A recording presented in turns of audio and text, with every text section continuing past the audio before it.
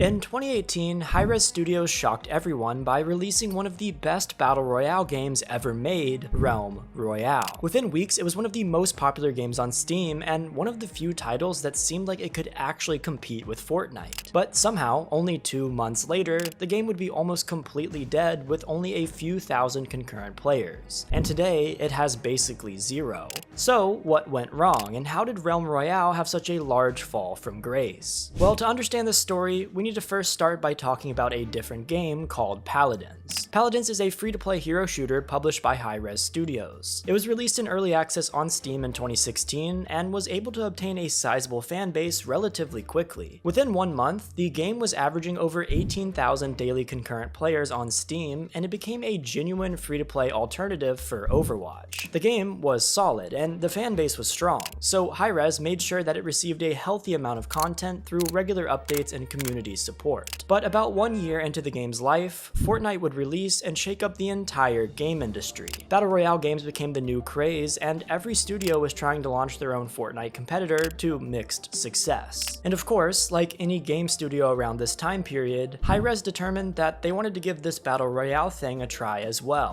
So on January 4th, 2018, they announced that Paladins would be receiving a new Battle Royale game mode known as Paladins Battlegrounds. The company released a trailer on YouTube, but it was met with mixed reception. Many players were hyped to hop online and try out the new content, but others were burnt out by the seemingly endless amount of Fortnite clones that had dropped in the last several months. The genre was extremely oversaturated at the time, and it was hard for any one game, let alone a simple game mode in an already existing game, to stand out among the crowd. Even players who enjoyed Paladins Battlegrounds would inevitably be thrust into the endless sea of upcoming Battle Royale games, and it seemed like the new game mode was doomed to be forgotten. So it comes as no surprise that Battlegrounds had an extremely short lifespan and was removed from Paladins within a few months. Hi-Rez and many players did like the ideas surrounding the new game mode, but the Battle Royale concept didn't fit very well with the rest of the game. Many of the balances required to keep a hero shooter healthy were directly opposed to the needs of Battlegrounds, and their attempts to maintain both game modes began to split the player base. Some wanted to stick to the grounded, skill-based gameplay of the main game, while others were more interested in what the new game mode had to offer. The devs were struggling to please both player bases, and they feared that this rift could cause Paladins to lose its sense of identity. So on June 5th, Hi-Rez announced Realm Royale, a new Battle Royale game that was available on early access on Steam for free. It was time for players to decide for themselves if the devs truly had something special, or if they were just wasting everyone's time.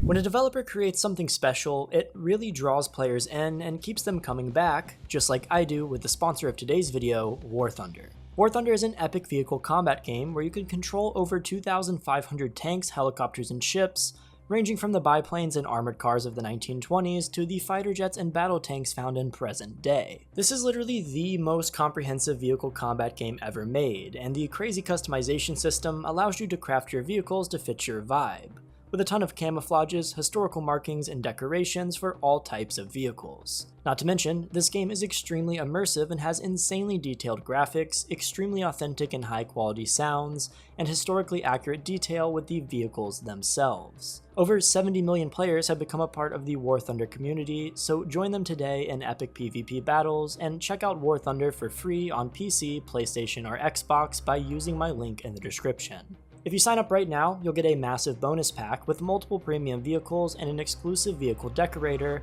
if you're a new or returning player that hasn't played in 6 months. It is by far one of my favorite sponsors on this channel, so give it a try today and I will see you there. Realm Royale turned out to be shockingly fun. During its first week, it would become the 4th most popular game on Steam with over 100,000 concurrent players. Some fans were even saying that the game had potential to steal Fortnite's throne. And it wasn't just fans. Critics liked the game too and praised it for being refreshing and addicting. Because of this, Realm Royale managed to snag 2 awards for being the best new competitive battle royale game on the market. It was a roaring success. So why did Realm Royale work when countless others had completely failed? First of all, players got to choose from 5 classes classes at the start of each match. Each class had its own movement abilities, weapons, and perks, and this increased the level of strategy involved in the gameplay, especially for team-based modes. Instead of just shooting enemies, you had to think about which classes fit together best and pay attention to the classes of your opponents. The special abilities also shifted the combat to feel more similar to the action typical of normal hero shooters, keeping the game interesting. And the game also shook things up with their approach to tiered weapons, but these weapons, unlike in Fortnite, needed to be crafted. Things weren't as randomized, and players could actually go to forges to build weapons and armor, rather than only relying on finding something in chests. This crafting system was exciting, and it was pivotal to why people loved Realm Royale when compared to its competitors. In fact, it's really what caused the game to succeed in the first place. While the crafting and class system were the biggest mechanics contributing to Realm Royale's success, there are two minor features that are also worth mentioning. The first is that all players were able to summon mounts to improve their movement. This allowed the game's map to be larger and made traveling around the map more fun. Finally, the game turned the idea of dying on its head and made it a lot more exciting. Rather than having death be immediate or having your character get knocked down, killed players were turned into chickens. If a chicken can survive for 30 seconds, they'll automatically be revived. This added a huge twist to the formula and made Realm Royale feel unique when compared to Fortnite and other Battle Royale games. In fact, the devs had dropped what some were calling the best Battle Royale game ever made, and Realm Royale had near instant success. As the studio prepared to release the game onto Xbox and PlayStation, they'd see their player count continue to skyrocket. Realm Royale was also developing a following on Twitch, with some streamers even replacing Fortnite with it. The future looked bright. Hi-Rez had struck gold, and now all they had to do was sit back and not ruin anything. And, well, they failed at that. Despite all the positive buzz surrounding Realm Royale, some fans were convinced from the very beginning that it was doomed to fail. Interestingly, this wasn't due to the game at all. Many people were convinced that Hi-Rez was destined to ruin things. Why? Well, Hi-Rez isn't a young studio. It was founded way back in 2005. Despite that, it struggled to gain the success, reputation, and catalog strength of much younger companies. This is mainly due to the way that the studio manages its games. The founder and CEO, Erez Gorin, is infamous for making outrageous and short-sighted decisions. You only need to scroll on Glassdoor for 5 minutes to find detailed posts from employees describing a toxic work environment characterized by a lack of communication and organization. As a result, the company has a history of derailing and abandoning their projects. The reality is that no matter how good a game is, it can't survive poor management. And this is where the tragedy of Realm Royale begins. It all started with the third patch of the game. On June 19th, 2018, Hi-Rez dropped an update that removed the ability for legendary weapons to be crafted. Now, legendaries could only be found in chests. Additionally, they added automatic rifles to the game. Their stated justification was that in the old system, players could get legendaries too easy and go on killing sprees, but this reasoning made no sense. If legendaries can now be found in chests, then any random person can get one, and the rest of the players would be helpless. One of the best things about the crafting system was that it meant you weren't screwed if you got unlucky. This change was a huge step backwards. Across the board, fans wanted less RNG and randomness and more skill-based gameplay, so this update was a slap in the face. Fans also disliked the attempt to slow down the pace of the game. People liked the aggressive playstyle that crafting incentivized. If Hi-Rez wanted to moderate things a bit, there were other ways to do this without nerfing a system that was integral to the entire game's success. Why not make it harder to craft legendaries or put a grace period on when they can be made? There were so many better ways to handle this problem that didn't involve crippling the main unique feature of Realm Royale. The additions of automatic weapons weren't as big of a deal as the changes to the crafting system, but they were still a major issue. Automatic weapons decreased the skill needed to play, as you could just spray at random to kill someone. They also negated many of the game's other unique features. Mounts and chickens could be taken out in the blink of an eye. People weren't even bothering with their class-based weapons. The game had become just a mad dash to get a rifle or legendary as fast as possible. Somehow, the wave of bad updates was only beginning. Slowly but surely, Hi-Rez was determined to remove every mechanic that made Realm Royale interesting. Rewards for kills were eventually taken away. They removed classes, decreased the ability slots from 3 to 2, and continued to increase the game's RNG. Classes were technically brought back, but changed, so now they were basically useless. With every feature they removed, the game became far more generic. The problem wasn't just that Realm Royale was no longer unique, it's that its broader systems were also falling apart. Earlier, I talked about how the crafting and class system were intertwined and drove other gameplay elements. The connection between the game systems meant that when Hi-Rez destroyed one mechanic, it affected another. All of the removals of key mechanics meant that it became nearly impossible impossible for the game to be balanced or have decent pacing. The problems the studio claimed it was trying to fix were actively worsened and unfixable due to their previous patches. It was a massive downhill spiral. And by the end of all of the changes, Realm Royale had simply become a bad Fortnite clone, the very thing that it tried not to do from the very start. The effects of the patches were devastating. Within 2 months, 94% of the player base had abandoned the game entirely. The Twitch community quickly started dying, and streamers went back to Fortnite like nothing happened. Realm Royale's reputation tanked. It went from being talked about as one of the next big things to just being another one of Hi-Rez's failed games. The game didn't close down, but player counts steadily declined to the point at which it was nearly impossible to even play the game at all. Hi-Rez quickly knew that they had wasted the game's potential, but they weren't willing to give up quite yet. In August of 2022, the studio announced a new major update for Realm Royale called Reforged. Reforged was supposed to breathe new life into the game and make things right. Some of the most controversial changes were walked back and improvements were made to the game's balancing. There was a short spike in interest, but it didn't last. Realm's core experience hadn't fundamentally improved, and many of the issues that had driven off fans to begin with still remained unfixed. Beyond that, there simply wasn't enough content to keep people interested, and Battle Royale games aren't what they used to be. This combination of lackluster gameplay and minimal content meant that it wasn't long before players dropped Realm Royale yet again.